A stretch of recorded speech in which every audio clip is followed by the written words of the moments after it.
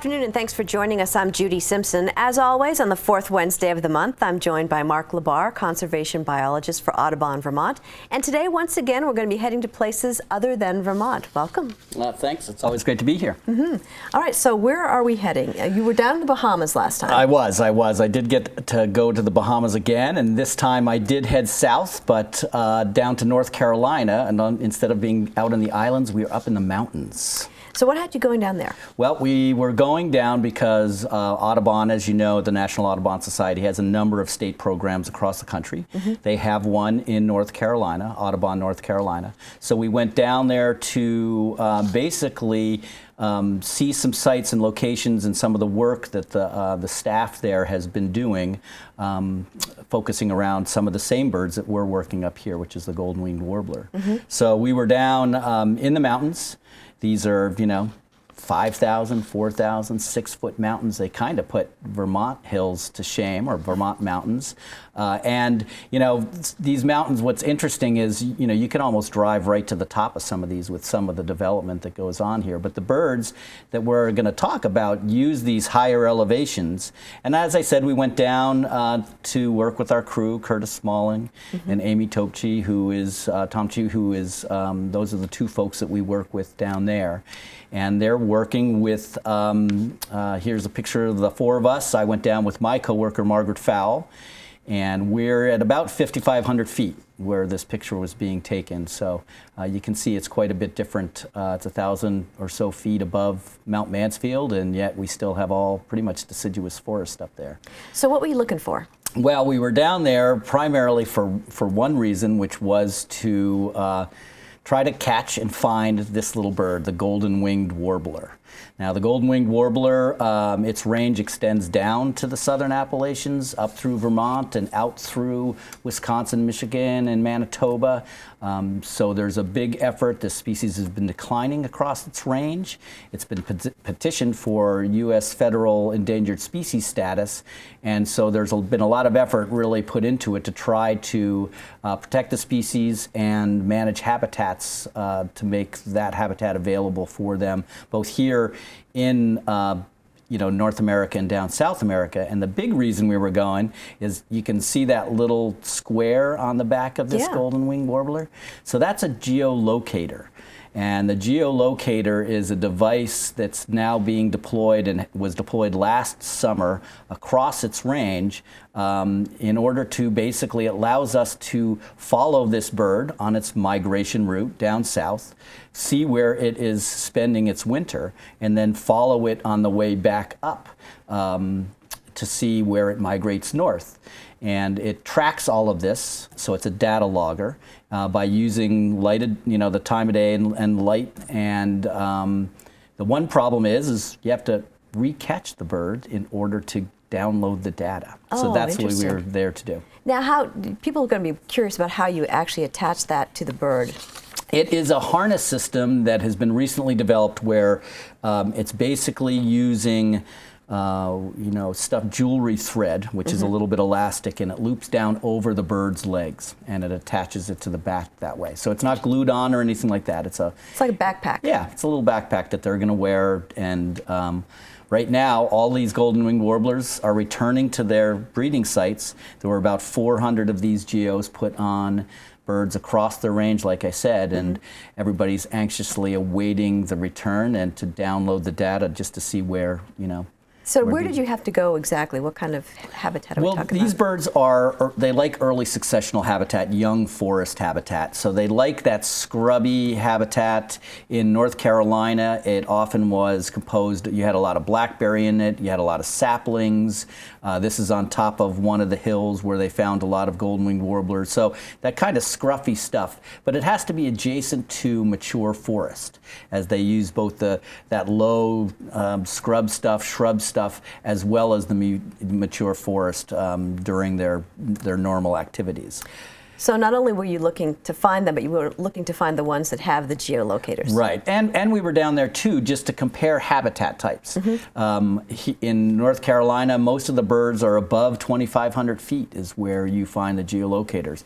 You know, here I am with Curtis, and you know, this is at a development. Ironically, this development, because they did a lot of clearing, provided the habitat for goldenwings up here.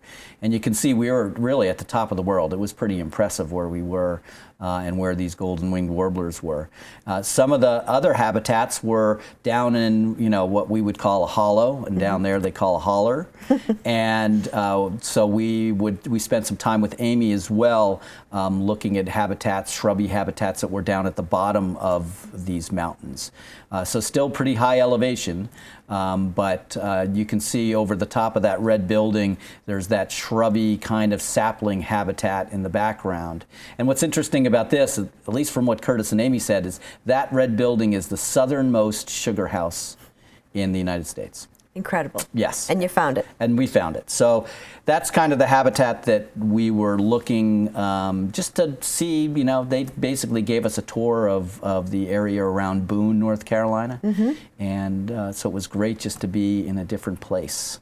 All right, so the big question is, how many did you catch? Well, before I get to that, just because we didn't catch any. Okay. We tried. We tried really hard on the 3 days that we were there.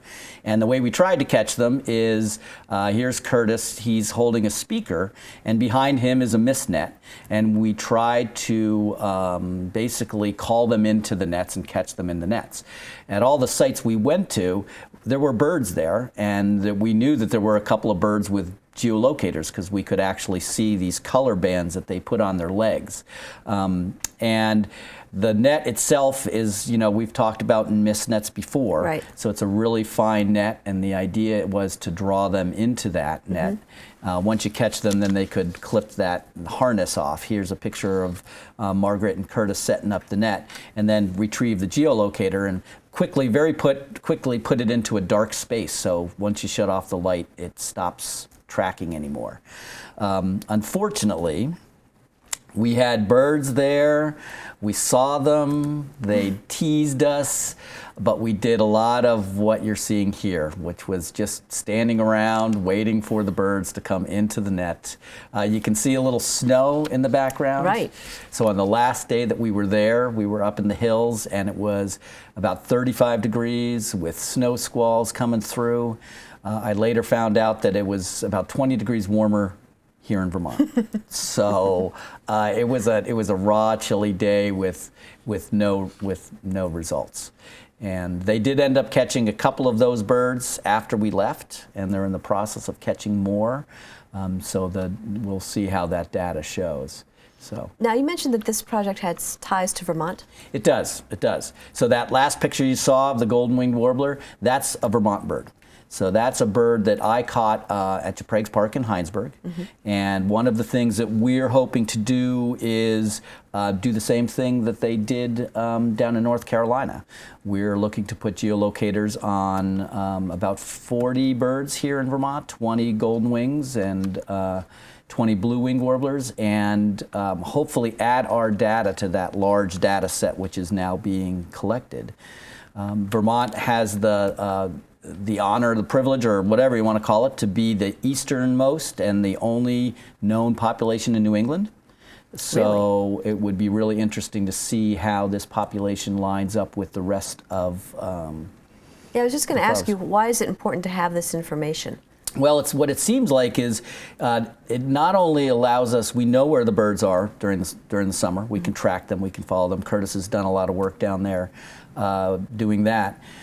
But we don't know how they migrate, what their migration routes are, and we don't necessarily know where they winter. And what they found from some preliminary work is that birds in the Midwest actually winter in different locations than birds from the southern Appalachians. Really? And so by knowing where they winter, we can then start to work on protecting their wintering habitat as well. The woman that we're going to be working with, Dr. Amber Roth from UMaine, put geolocators on birds in Nicaragua this past summer, or winter rather, and so she'll be catching them next winter. Maybe there'll be a trip in there, who knows? And so we'll be able to, again, just get that what we call full life cycle conservation. Right. And we'll be able to protect the birds on their breeding grounds, their migratory paths, and down south. Because right now you have no idea where the Vermont birds go in the wintertime? We don't, not at all, not at all. So, so anyway, we got the Goldenwinged warblers. There's the females, which we see, which are a little bit tougher to catch. You can see they're quite a bit different. That's a picture that Curtis had sent us. The habitat here in Vermont, scrubby like that, but it's in the southern Champlain Valley, or in the Champlain Valley. So we went from 5,000 feet in North Carolina to where they're staying, they're breeding here in Vermont somewhere in the 200 to 500 feet. So we find them in locations like that. So that habitat again is that scrubby kind of very dense stuff that you find in old farmlands, old ag lands. The birds themselves nest on the ground. And so they need that scrubby habitat. The females will build their nest really low, and you can see this nest, again another Curtis shot, right on the ground. But they use both that shrubby habitat and the associated forest. And what's kind of cool about goldenwings is once the chicks hatch, the males will actually bring the male chicks or fledglings into the forest, while the female will stay with the female chicks out in the shrub habitat. Why is that? I'm not exactly sure, but they break things apart. Interesting. So yeah, a very interesting bird to work with. So now are you going to just be focusing on golden-winged warblers? Well, as I mentioned, we'll be also catching and putting geos on their cousin, the blue-winged warbler. And golden-winged and blue-winged warblers hybridize, so they crossbreed and come up with all sorts of combinations of the two. So we'll be looking to see how the blue-wing population, and here's a nice shot that we got recently from Mark Fokker, who sent this in. This is down south in and around Rutland, so this is a bird that's back this year. So we'll be seeing how the golden-wings and the blue-wings might vary in their use of migration routes and wintering grounds. I know there's something else that you want to mention. It is. I do. It's our annual birdathon. So if viewers want to support me in the birdathon, that money actually goes to help us with projects like our Golden-Winged Warbler project, as well as a lot of our education programs at the Nature Center in Huntington. It's a big fundraiser for us, so we'll be heading out and trying to count as many species as we can in 24 hours, which is always a fun event that we do. And this year, there's a little bit of a challenge in it, in that we're actually going to be challenging the board, our board of directors, to see who can not only see the most birds, but just raise as much money.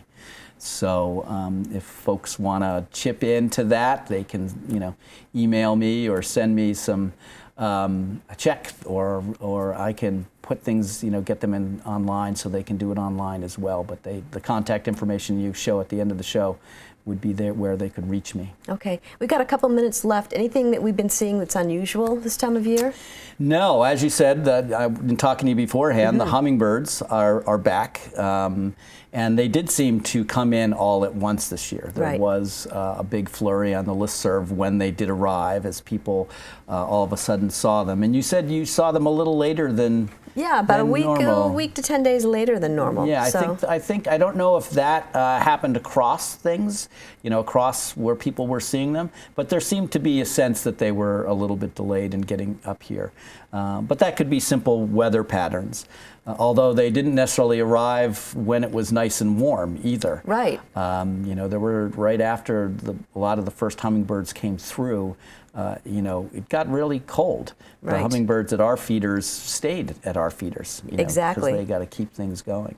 But we're in the middle of migration of returning birds. As birds swoop in, the middle end of May is when we see kind of a big flush of birds. That's often why we time our birdathon at that same time. It gives us the biggest chance to get as most birds.